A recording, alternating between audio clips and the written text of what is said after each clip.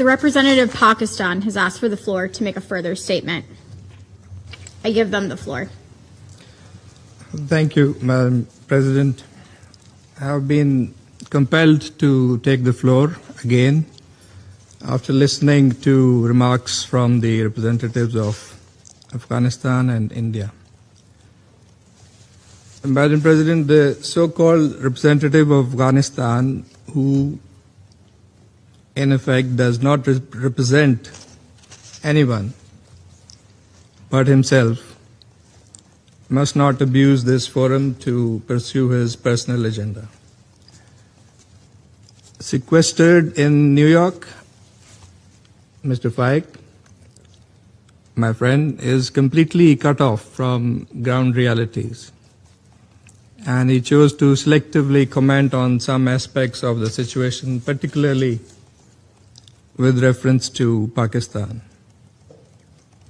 So therefore, the value and credibility of his remarks are in serious doubt. Pakistan's legitimate counter-terrorism operations are not directed against the brotherly people of Afghanistan and are only meant to neutralize the persistent threat of terrorism emanating from Afghan soil, and our actions are in full conformity with the right to self-defense and international humanitarian law. So it was not surprising that Mr. Faik had nothing to say about the cross-border terrorism from Afghanistan that is so heavily impacting Pakistan in terms of casualties among civilians, among our armed forces, law enforcement agencies, and infrastructure. And Madam President, given India's animosity towards Pakistan and the sole objective of its Afghan policy being to destabilize Pakistan, including by actively supporting and sponsoring terrorist groups operating from Afghan soil, such as TTP and BLA, the remarks of the Indian representative come as no surprise.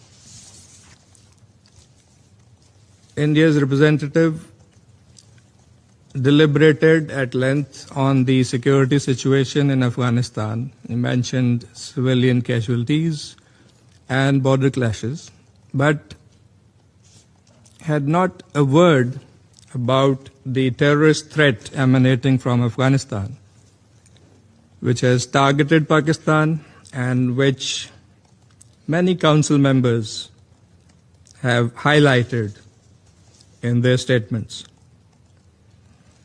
But there is a reason for that.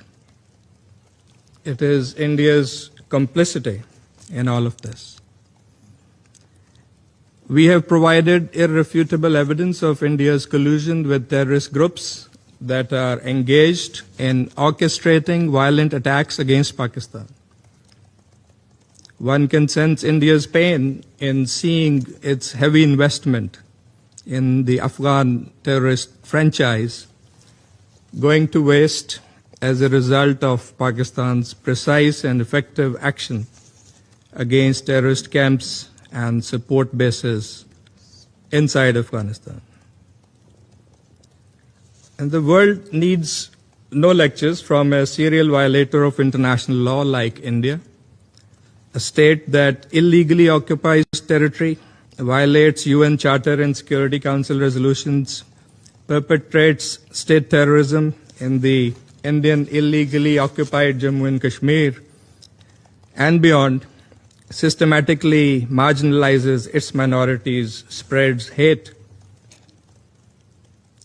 even weaponizes water with the express goal of starving Pakistan's population, and continues to use disinformation as a state policy. And the list goes on. So, Madam President, while India has always played the role of a spoiler in Afghanistan, Pakistan has engaged responsibly in promoting peace, stability, and prosperity in Afghanistan. But these goals can only be promoted if the Taliban regime fulfills its commitments with respect to counterterrorism, inclusive governance, and upholding the rights of Afghan women and girls, three key areas that were highlighted by the Council members in today's discussion. India in particular must cease and desist from its policy of stoking terrorism inside Pakistan from Afghan soil, now together with their newfound friends in the Taliban regime. While India has long played this dangerous game, we will not allow their sabotage and subversion from Afghan soil to nourish and harm Pakistan. Thank you.